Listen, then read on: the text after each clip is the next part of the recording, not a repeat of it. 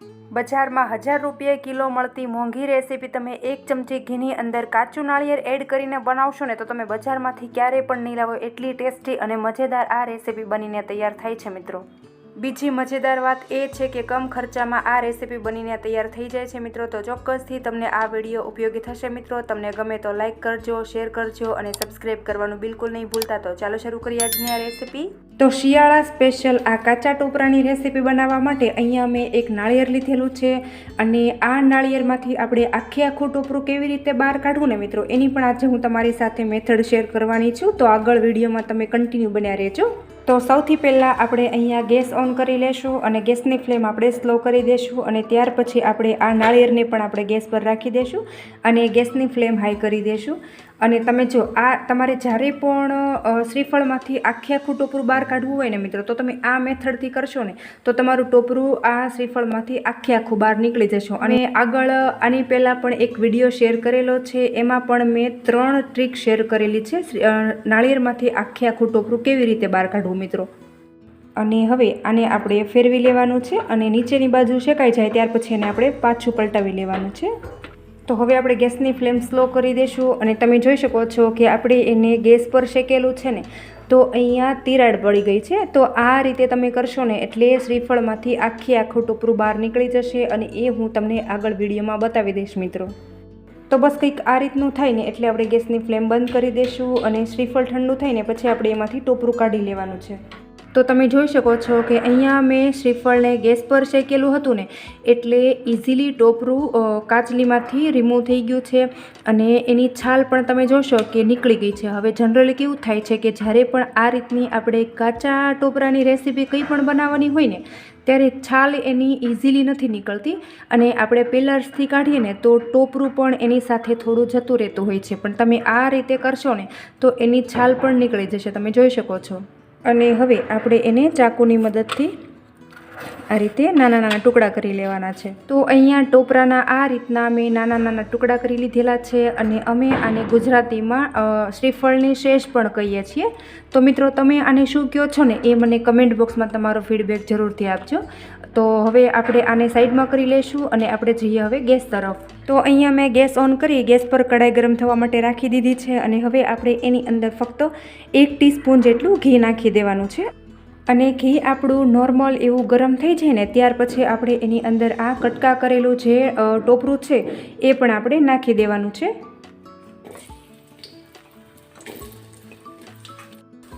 અને જો તમારે આને ઘીની અંદર ન શેકવું હોય તો તમે એમનામ પણ બનાવી શકો છો, પણ તમે આ રીતે થોડું એને આળુમાળું ઘીની અંદર શેકશો ને એટલે એની કચાશ દૂર થઈ જશે અને ખૂબ જ સરસ એવાનો ટેસ્ટ આવશે મિત્રો। ને જે આની પહેલાં આપણે જે રેસીપી શેર કરી હતી ને એ ટોપરાને આપણે ગેસ પર નહોતું શેકેલું, માત્ર ઘીની અંદર જ શેકેલું હતું, પણ તમે આ રીતે પહેલાં ગેસ પર એને શેકશો અને પછી તમે 1 ચમચી ઘીની અંદર શેકશો ને તો એનો ટેસ્ટ ખૂબ સરસ એવો આવશે।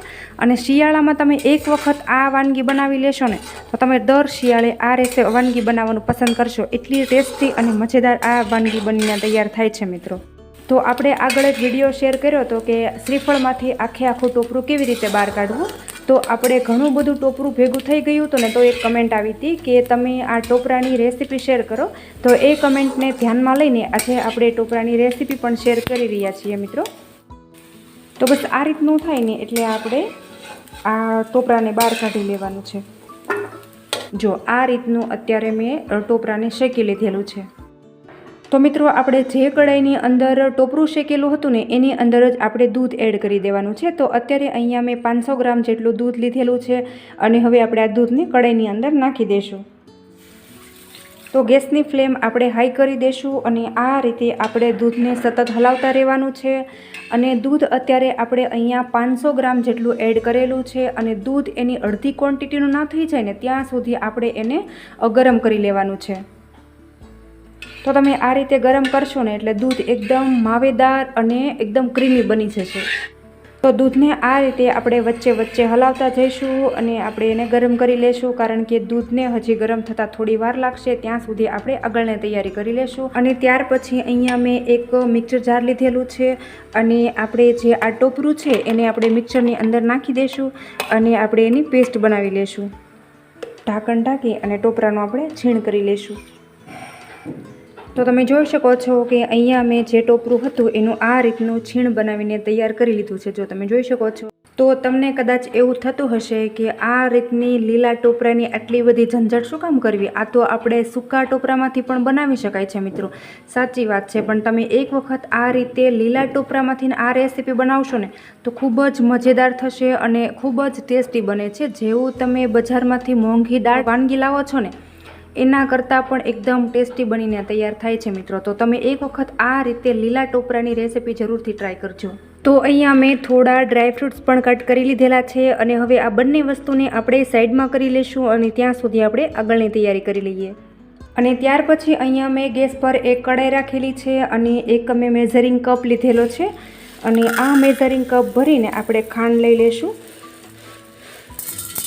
તો અત્યારે મેં એક કપ લઉં છું અને ઉમેરી દઉં છું અને ત્યાર પછી અહીંયા ઉપરથી મેં આ રીતનું થોડી જ, જો આ રીતનું એકદમ તળિયું ઢકાય ને બિલકુલ એ રીતની મેં ખાંડ લીધેલી છે.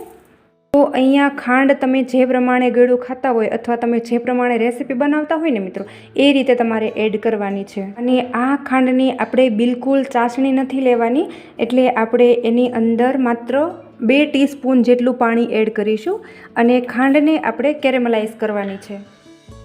આ રીતે હલાવી અને પાણી સાથે મિક્સ કરી દઈશું. હવે તમે જોઈ શકો છો કે આપણે માત્ર ખાંડ પલળે ને એટલું જ પાણી એડ કરેલું છે, વધારે બિલકુલ પાણી એડ નથી કરવાનું મિત્રો. ખાસ તમે ખ્યાલ રાખજો, નહીંતર તમારી રેસીપી સારી નહીં બને. તો આ રીતે આપણે શરૂઆતમાં ગેસની ફ્લેમ એકદમ સ્લો રાખવાની છે અને જેમ જેમ આપણી ખાંડ કેરેમલાઇઝ થતી જાય એ રીતે આપણે ગેસની ફ્લેમ ધીરે ધીરે હાઈ કરતા જઈશું. અને કદાચ તમે પાણી વધારે એડ કરી દેશો ને તો ખાંડની ચાસણી બની જશે અને તમે આ રીતે કેરેમલાઇઝ કરીને તમે વાનગી બનાવશો ને તો બારે તમે જેવો બટરસ્કોચ ખાતા હશો ને બિલકુલ એવો ટેસ્ટ આવશે. હવે તમે જોશો કે ધીરે ધીરે આ રીતે ખાંડ આપણે એકદમ કેરેમલાઇઝ થવા લાગી છે અને વચ્ચે આ રીતે ખાંડ આપણી ઓગળી જાય ને ત્યાર પછી આ રીતે જે ફરતી ખાંડ છે ને એને પણ આ રીતે આપણે વચ્ચે લાવી દઈશું, જેથી કરીને બધી ખાંડ આપણી સરસ રીતે કેરેમલાઇઝ થઈ જાય. તો મિત્રો તમે જ્યારે પણ આ રેસીપી બનાવો ને ત્યારે મેઝરમેન્ટનો ખૂબ જ ખ્યાલ રાખવાનો છે. જો તમારે જરાક પણ ખાંડની અંદર પાણી વધારે પડી જશે ને તો ખાંડની ચાસણી આવી જશે અને આપણી રેસીપી સારી નહીં બને મિત્રો. એટલે તમે ખાસ નોટિસ કરજો કે મેં કઈ રીતે મેઝરિંગ કરેલું છે. તો તમે જોશો કે ખાંડ આપણી ઓગળી ગઈ છે અને અહીંયાથી તમે જોશો કે એકદમ આપણી ખાંડ કેરેમલાઇઝ થઈ ગઈ છે અને ચોકલેટ જેવો એનો કલર આવવા લાગ્યો છે. એકદમ આપણે ચોકલેટ જેવી કરી લેવાની છે મિત્રો. જ્યારે પણ આવી કોઈ આપણે વાનગી બનાવીએ ત્યારે આપણે ખાંડની ચાસણી લઈએ ને ત્યારે આપણને ખાંડની ચાસણી લેવામાં થોડો પ્રોબ્લેમ થતો હોય છે, અથવા તો વધારે આવી જતી હોય છે અથવા થોડી કાચી રહી જતી હોય છે. એના લીધે આપણી રેસીપી બગડતી હોય છે. પણ તમે આ રીતે ખાંડને કેરેમલાઇઝ કરીને રેસીપી બનાવશો ને તો આપણી જે પણ તમે રેસીપી બનાવતા હશો ને એ જરા પણ કડક નહીં થાય અને એકદમ પરફેક્ટ બનીને તૈયાર થશે મિત્રો. તો તમે જોઈ શકો છો મિત્રો કે જે આપણે દૂધ ગરમ કરવા માટે રાખ્યું હતું ને એ પણ એનું અડધી ક્વોન્ટિટીનું થઈ ગયું છે અને એકદમ ક્રીમી અને માવેદાર બનીને તૈયાર થયું છે. બસ આ રીતનું આપણે કરવાનું છે અને હવે આપણે આગળની તૈયારી કરી લઈશું મિત્રો. અને આ આપણી કેરેમલાઇઝ થયેલી ખાંડ છે એની અંદર આપણે દૂધ નાખી દેવાનું છે અને દૂધ આપણે એકદમ કેરફુલ રહીને નાખવાનું છે કે તમે જે દૂધ એડ કરશો ને એટલે ફટાફટ આ બધી ખાંડ ઉપર આવી જશે. એટલે એકદમ ધીરેકથી આપણે થોડું થોડું એડ કરી દેવાનું છે.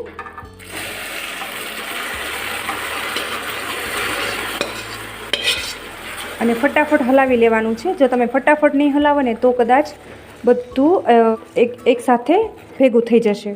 તો બસ આ રીતનું આપણે કરી લેવાનું છે. અને હવે આપણે આની અંદર જે ટોપરું ક્રશ કરીને રાખ્યું છે ને એ પણ આપણે એની અંદર ઉમેરી દઈશું.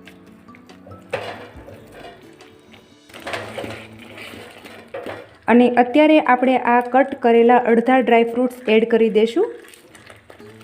અહીંયા ડ્રાયફ્રૂટ્સ બિલકુલ ઓપ્શનલ છે, જો તમે ઈચ્છો તો એડ કરી શકો છો ને તો સ્કીપ કરી દેવાના. સરસ રીતે હલાવી અને મિક્સ કરી લેશું. અને ગેસની ફ્લેમ અત્યારે મેં મીડિયમ જ રાખેલી છે. તો શિયાળામાં તો ખાસ કરીને આપણે આવી રેસીપી બનાવવી જોઈએ.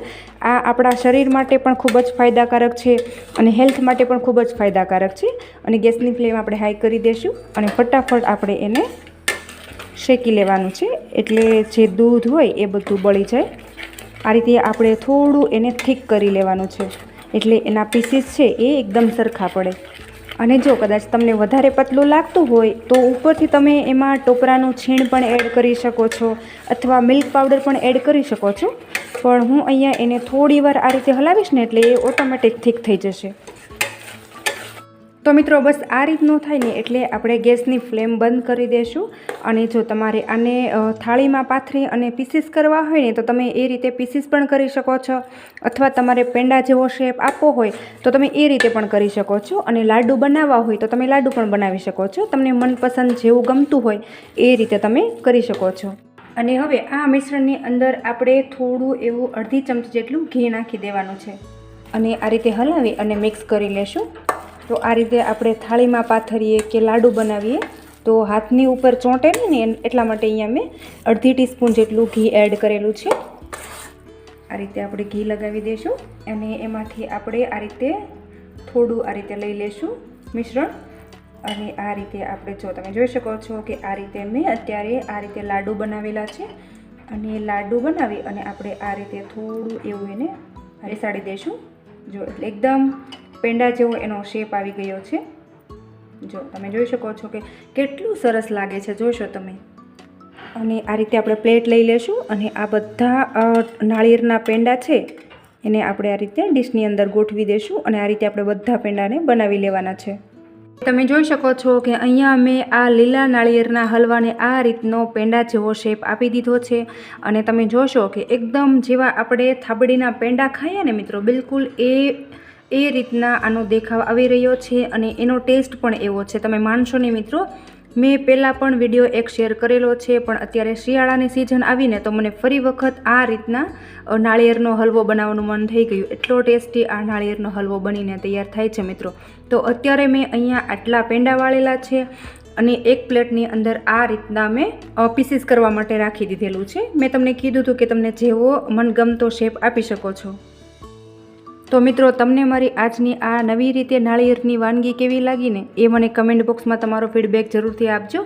અને તમે આ વિડીયો ક્યાંથી જોઈ રહ્યા છો ને એ મને ખાસ કમેન્ટ કરીને જણાવજો મિત્રો. તો આશા રાખું છું મિત્રો કે તમને મારો આજનો આ વિડીયો ખૂબ જ પસંદ આવ્યો હશે. અને જો તમને પસંદ આવ્યો હોય ને તો તમારા ગ્રુપમાં શેર કરવાનું બિલકુલ નહીં ભૂલતા. અને હજુ સુધી તમે મારી ચેનલ ઉપર નવા હોય અને ચેનલને સબસ્ક્રાઈબ ન કરી હોય તો બાજુમાં રહેલી ઘંટી દબાવી તમે મારી ચેનલને સબસ્ક્રાઈબ કરી લેજો, જેથી કરીને આવા અવનવા વિડીયો લાવું ને મિત્રો એનું નોટિફિકેશન તમને જલ્દી મળી જાય. Thanks for watching my video. આવજો, ફરી મળીશું એક આવા નવા વિડીયો સાથે.